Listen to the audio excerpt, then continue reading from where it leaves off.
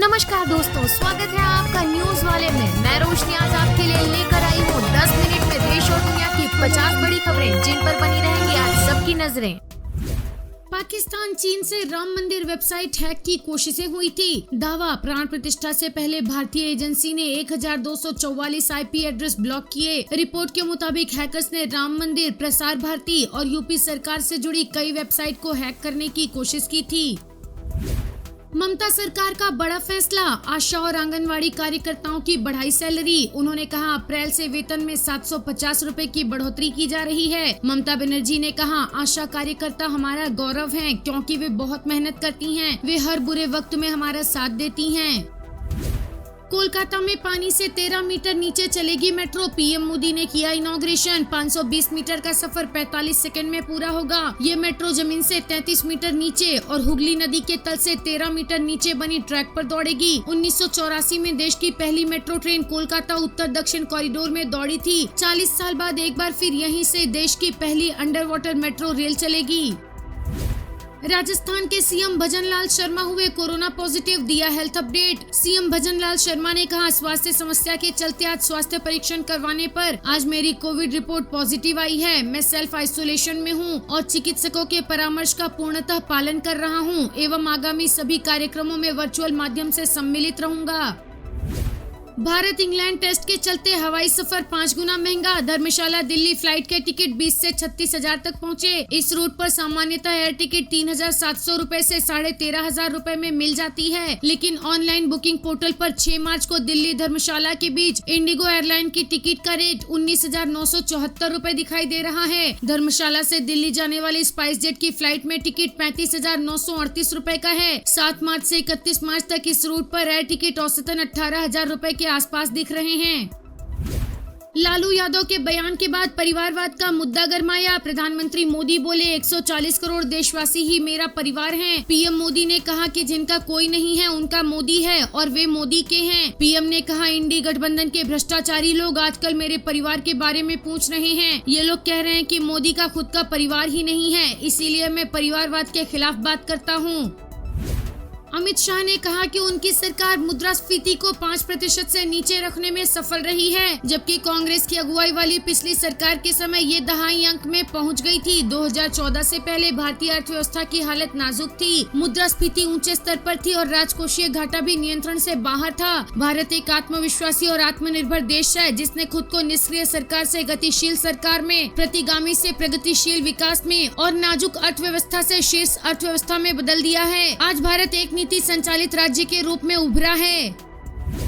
भारत सरकार के दबाव के बाद पीछे हटा गूगल। प्ले स्टोर पर वापस आएंगे सभी डीलिस्टेड भारतीय ऐप। अश्विनी वैष्णव ने बताया कि स्टार्टअप समुदाय और गूगल ने उनसे बात की थी, जिसके बाद गूगल ने सहमति दी। उन्होंने उम्मीद भी जताई कि दोनों पक्ष आपस में बात कर समाधान निकालेंगे।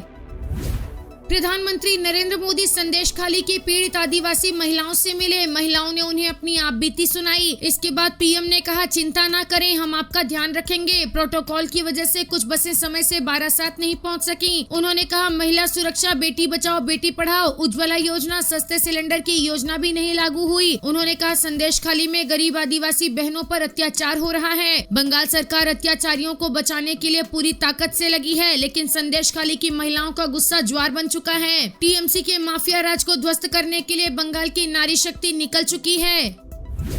यूरोप में फैल रही पैरेट फीवर नाम की जानलेवा बीमारी, अब तक 5 लोगों की मौत। WHO बोला 4 देशों में 81 मामले सामने आ चुके। WHO का कहना है कि ये बेहद खतरनाक है, इससे अब तक 5 लोगों की मौत हो चुकी है।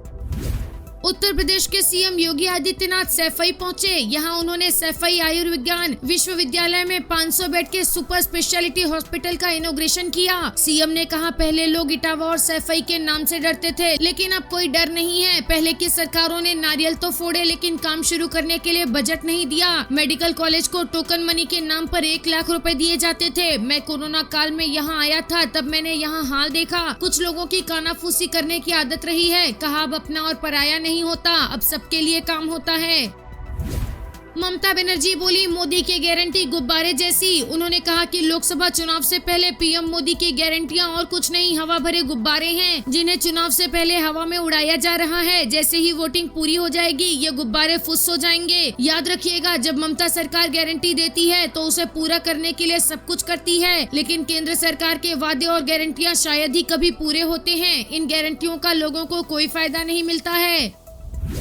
2024 चुनाव के लिए कांग्रेस का घोषणा पत्र तैयार। 30 लाख सरकारी नौकरी, एमएसपी कानून, जातिगत जनगणना, सच्चर कमेटी की सिफारिशें लागू करेंगे। इसमें रोजगार, महंगाई से राहत और सामाजिक न्याय पर खास फोकस किया गया है। युवाओं को अपने पाले में करने की रणनीति के तहत कांग्रेस केंद्र सरकार में खाली पड़े 30 लाख सरकारी पदों को भरने का वादा करने जा रही है। कांग्रेस के घोषणा पत्र में महिलाओं के लिए 6,000 महीना और केंद्र सरकार की नौकरियों में 33% आरक्षण का जिक्र भी किया गया है। ओबीसी वोट बैंक को साधने के लिए जाति आधारित जनगणना करवाने और पिछड़ी जातियों के लिए आरक्षण की सीमा बढ़ाने का भी वादा किया गया है। कांग्रेस न्यूनतम आय योजना के तहत गरीबों को 72,000 सालाना देने का वादा करेगी। कांग्रेस घोषणा पत्र के लिए तैयार दस्तावेज में मुस्लिमों को लुभाने के लिए सच्चर कमेटी की सिफारिशों को लागू करने का जिक्र भी किया गया है। वीडियो पसंद आया हो तो लाइक, शेयर और सब्सक्राइब करना ना भूलें।